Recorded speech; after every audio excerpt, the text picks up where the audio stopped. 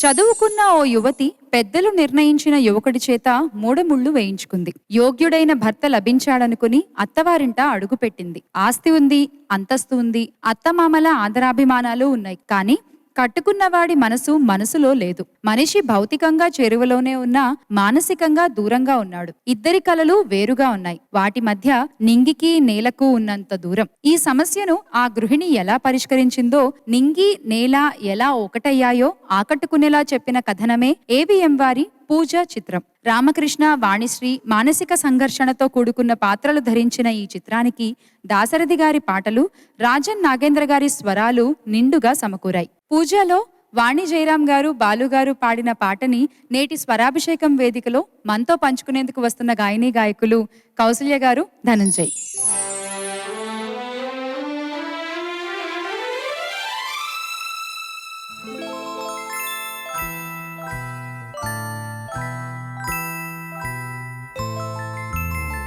నింగి నేల ఒకటాయలే, మమతలు పలపులు పూలై విరిసెలే, మమతలు పలపులు పూలై విరిసెలే. నింగి నేల ఒకటాయలే.